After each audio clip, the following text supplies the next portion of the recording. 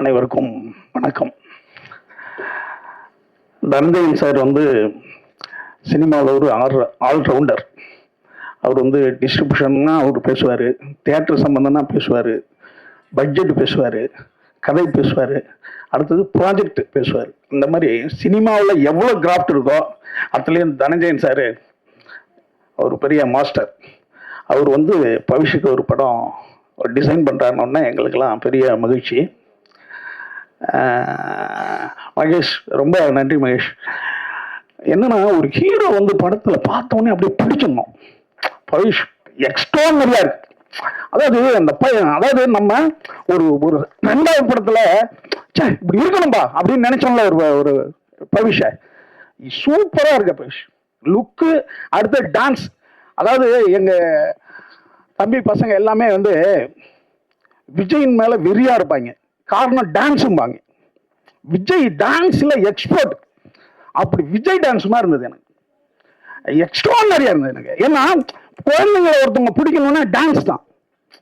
ஏன்னா அதுல தான் விஜய் கிட்ட எல்லா குழந்தைங்களும் ஃபாலோ ஆனது. அப்படி எக்ஸ்ட்ரானரியா டான்ஸ் பண்றவன எனக்கு ரொம்ப பார்த்து மகிழ்ச்சி. அதாவது இப்படி ஒரு கூச்சமுள்ள பையன், ஆனா அதாவது முகம் பாருங்களேன், ஒரு கூச்சமான முகம் தான், ஆனா போர்ல வந்துட்டா வீரனா ஆயிடுறது. எப்படி அந்த ஸ்கிரீனுக்கு முன்னாடி அப்படி இருக்கான்னு எனக்கு தெரியல. ஏன்னா நான் பாக்குறேன்ல, ஒரு கூச்சமான பையன் தான் அவரு. ஆனா கூச்சம் எவங்கிட்ட இருக்கிறோம் அவன் பயங்கரமா இருப்பான். ஏன்னா சாது மிராண்டா காடு கொள்ளாதுன்ற மாதிரி ரொம்ப நல்லா இருக்கு. எனக்கு ரொம்ப பெருமையா இருக்கு. அடுத்த மியூசிக் டைரக்டர் எக்ஸ்ட்ரானரியா பண்ணியிருக்கப்ப நான் என்னன்னா செருப்பால் அடிச்சா புத்தி வரலையா சாங்கு. அது என்னன்னா ஒரு பசங்களுக்கான சாங்கா இருக்கு. மியூசிக் எக்ஸ்ட்ரானரியா இருக்கு. விஷுவல் வந்து சிம்பிள் அண்ட் பெஸ்டா இருக்கு. ரொம்ப ரொம்ப அருமையா இருக்கு படம். நிச்சயமா எனக்கு உண்மையாலுமே எனக்கு திடாதிரி பார்த்த மாதிரி தான் இருந்தது. தம்பி ஒன்று சொன்ன ஆதித்யா ரொம்ப எக்ஸ்ட்ரானரி. அதுவும் ரவிக்குமார் சார் கூட எல்லாம் ஒர்க் பண்றதுன்றது ஒரு மாபெரும் மனிதாபிமானி கூட ஒர்க் பண்றது. என்னன்னா, நான் வந்து சாரை ஒரு விஷயமா போய் பார்க்க போறேன். போனா நான் சொல்றது ஒரு 5 வருஷம் இருக்கணுங்களேன். அப்ப நான் கண்ணாடி வந்து என் கண்ணாடி உடஞ்சிருந்தது. அதை நான் என்ன நினைச்சிட்டேன், சும்மா கொஞ்ச நாள் கழிச்சு மாத்திக்கலாம் அப்படின்னு நினைச்ச மாதிரி சார்கிட்ட போய் பேசிக்கிட்டே இருக்கேன். அவர் என் முகத்தை கண்ணையே பார்த்துக்கிட்டு கண்ணாடியே. எனக்கு ஒரு இதாகிடுச்சு. அப்படியே எல்லாத்தையும் சொல்லி முடிச்சோன்னே சொன்னாரு, நீ ஏன் கண்ணாடியை மாத்தலைன்னாரு. சார் இதை மாத்திரேன் சார் அப்படின்னு.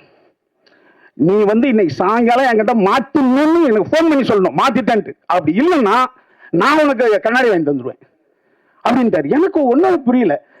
அந்த மாதிரி ஒரு மனிதனை பார்த்த உடனே இவங்கிட்ட ஏதோ ஒரு தேவை இருக்கோ அப்படின்னு பார்த்து உடனே செய்யறது இருக்குல்ல, அந்த மனசு சார்கிட்ட இருக்கு. அந்த மனசுள்ள ரவிக்குமார் சார்கிட்ட ஒர்க் பண்றதெல்லாம் மிகப்பெரிய ஒரு பிளஸிங் பவிஷ்.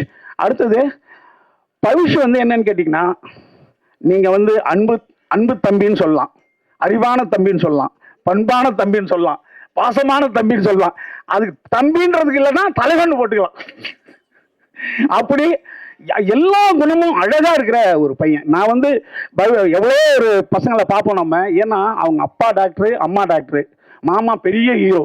அப்படி இருந்தாலும் அதற்கான எந்த ஒரு அடையாளமும் வச்சுக்காத ஒரு பையன். ஏன்னா இந்த குணங்கள் சில பேர்கிட்ட அமையும்.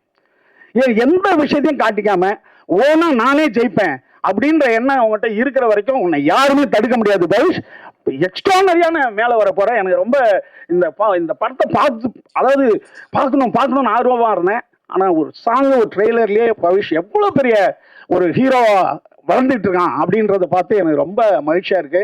ஏன்னா ஒரு தாய் தந்தையர்கள் என்ன செய்யலாம், ஒரு முக்கியமான வாய்ப்புகளை ஏற்படுத்தி தர முடியும். ஆனா நீ தான் உன்னுடைய திறமையால இந்த பையன் வந்து பெற்று எடுக்கிறதுக்கு இவங்க என்ன தவம் பண்ணாங்களோன்னு குரல் ஒன்று இருக்குல்ல, அதுக்கு நீ உதாரணமா நிச்சயமா இருப்பேன்ற நம்பிக்கை எனக்கு இருக்கு.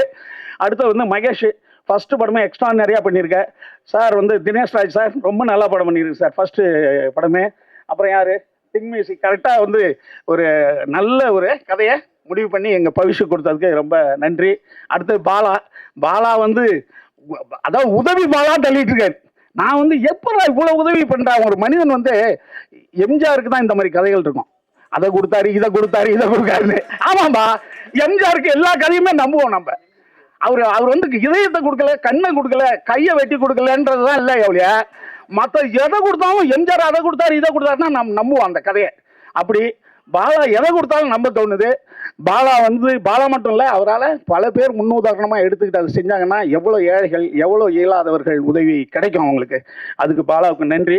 அப்புறம் இங்கே இருக்கிற ஹீரோ மற்ற எல்லாருக்கும் என்னுடைய நன்றும் வாழ்த்தும். அவங்கள துர்காவா அவங்க, நாங்கள் துர்கா.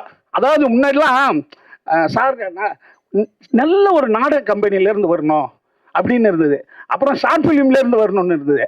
இப்போ பார்த்தா ரீல்ஸு அண்டு யூடியூபர். இப்போ அவங்க தான் மில்லியன் கணக்கில் ஆட்களை வச்சுக்கிட்டு தான் சொல்கிறாங்க. அது பெரிய போர் மாதிரி இருக்க மாட்டிருக்கு. வாழ்த்துக்கள்மா, தமிழ் இண்டஸ்ட்ரி நீங்கள் வந்ததுக்கு. இந்திய இண்டஸ்ட்ரியிலேயே மிகப்பெரிய வெற்றியடைய என்னுடைய அன்பான வாழ்த்துக்கள். ஏன்னா எங்களுடைய பவிஷ் ஹீரோயின் நீங்கள். அதனால் உங்களுக்கு என்னுடைய வாழ்த்துக்கள். வனிதா மேடம் இருக்காங்க, அவங்க வந்தாலே அடி வெடி அதுக்கு தான் இப்போ வெயிட்டிங் கண்டென்ட்டுக்கு. அவங்க அனைவருக்கும் நன்றி. பவிஷ்க்கு இப்படி ஒரு படம் கொடுத்த இந்த டீம் அனைவருக்கும் எங்களுடைய நன்றி நன்றி நன்றி. வணக்கம். Thank you sir. நான் எழுதி வச்ச